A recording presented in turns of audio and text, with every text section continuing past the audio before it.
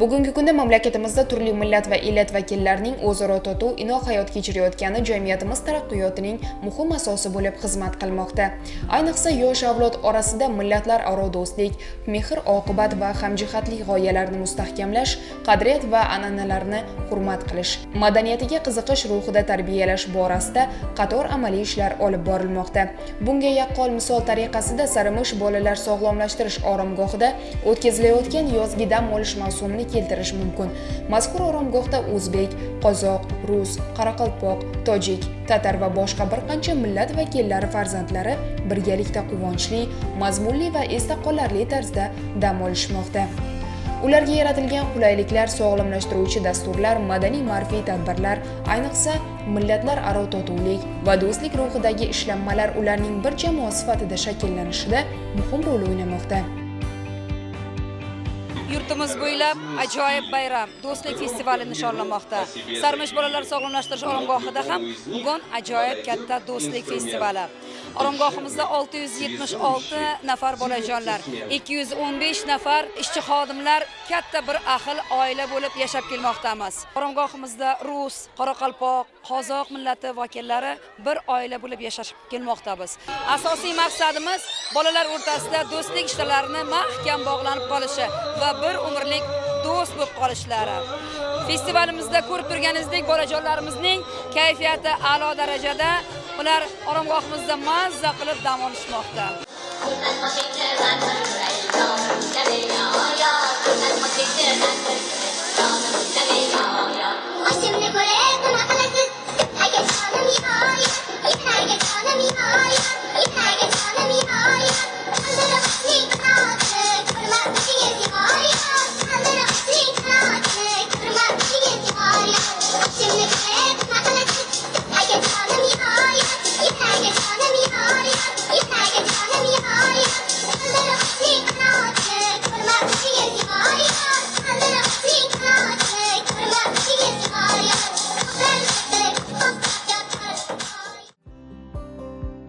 Oromgohda har kuni turli xil madaniy tadbirlar, konsert dasturlari, sport musobaqalari va ijodiy uchrashuvlar tashkil etilmoqda.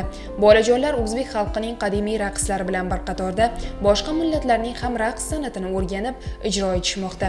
Ayniqsa xalqlar do'stligi deb nomlangan tematik konsert dasturida bolalar milliy liboslarda sahnaga chiqib, turli millatlarga xos madaniyatni, kuy va raqslarni iftixor bilan namoyish qilishdi. Bu kabi tadbirlar ularning ongida bag'rikenglik, do'stlik va tinchlik tuyg'ularini mustahkamlab boradi.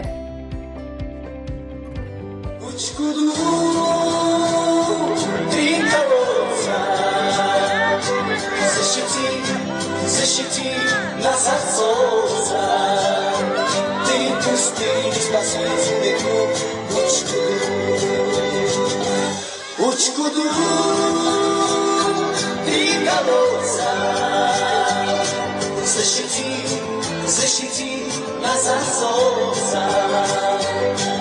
пустынь, спаситель, Bu bayramni bizlar Sarimish oromgohida ham keng nishonlamoqdamiz. Bu bayram butun respublika bo'yicha avj olmoqda. Burada ham Sarimish oromgohi oldi qatorlarda bo'lib turibdi.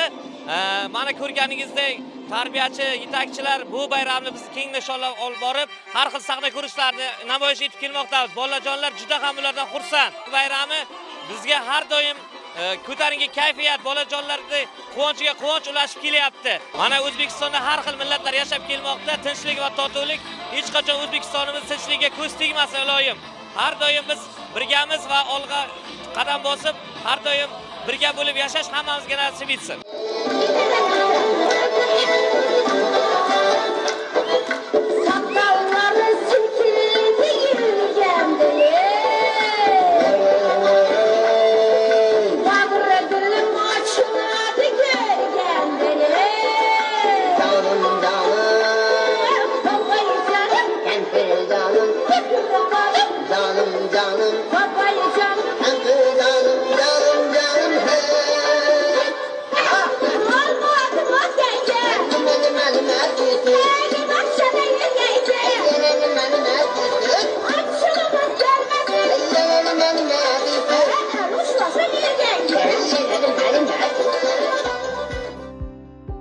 Alohida e'tiborga molik jihati shundaki, oromgohda dam olayotgan har bir bola o'zini katta bir oilaning a'zosi sifatida his qiladi.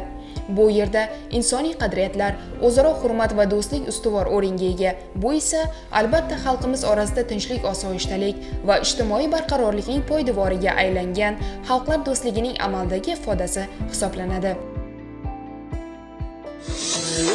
Esigin qag'ib turman ash-ash, birov so'z aytayin mash'umda bas-bas. Shirikning esigin qag'ib turman ash-ash, birov so'z aytayin mash'umda bas-bas. Sarg'inib qolsin deysin-de, sarg'ib qolsin deysin-de, qamig'ib qolsin deysin-de, shabig'ib qolsin deysin-de, halde mening shirigimda og'rib qolsin deysin-de.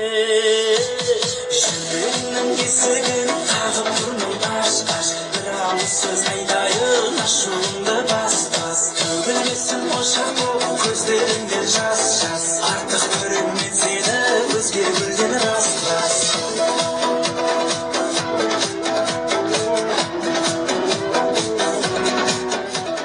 Men Sarmish oromgohiga keldim. Bu yerda konsertlar va qulayliklar zo'r ekan. Bu yerda har doim konsertlar bo'lyapti. Mana hozir ham konsertlar bo'lyapti. Bu yerda sharoitlar juda yaxshi ekan. Biz murabbiylarimiz bilan xalqlarning raqslarini ijro etyapmiz. Bu sharoitlarni yaratib bergan prezidentimizga rahmat. Shuningdek, oromgoh pedagoglari, tarbiyachilar va san'at ustalari tomonidan bolalarga vatanga sadoqat, millatlararo totuvlik, sog'lom turmush tarziga rioya qilish, zararli illatlardan yiroq bo'lish, o'z iqtidorini to'g'ri yo'nalishda rivojlantirish bo'yicha ma'naviy-ma'rifiy tadbirlar tashkil etilmoqda. Yoshlar bu yerda nafaqat hordiq chiqarishmoqda, balki o'z salohiyatini ro'yobga chiqarish, do'stlar orttirish, yangi madaniyatlar bilan tanishish orqali keng dunyoqarashga ega bo'lib borishmoqda. Men Sarmish bolalar sog'lomlashtirish oromgohiga keldim. Bu yerdagi qulayliklar menga juda ma'qul kelyapti.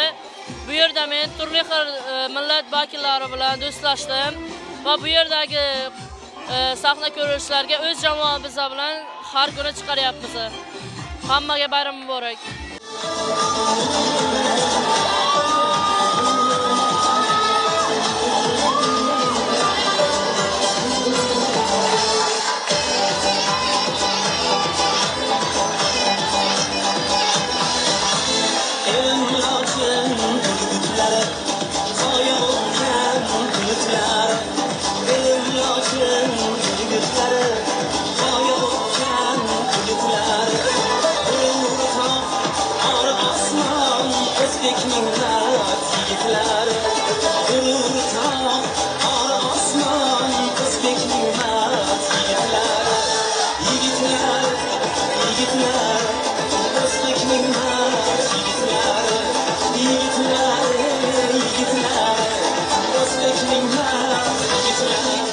Men Sarmish bolalar oromgohiga keldim.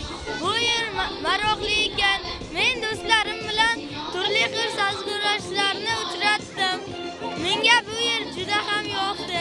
Biz Sarmish lagerida mazza qilib dam olyapmiz. Festival yaxshi o'tyapti. Festivalga marhamat.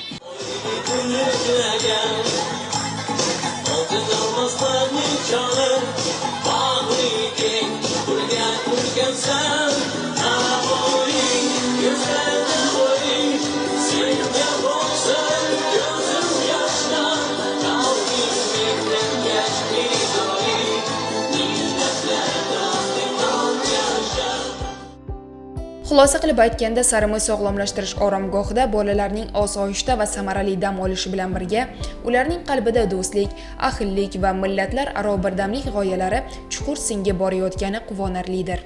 Bunday ijobiy jarayonlar esa kelajakda yurtimizda har bir millat vakilining o'zini erkin, teng va baxtli his qilishi, yurt taraqqiyotiga munosib hissa qo'shishida muhim zamin bo'lib xizmat qiladi.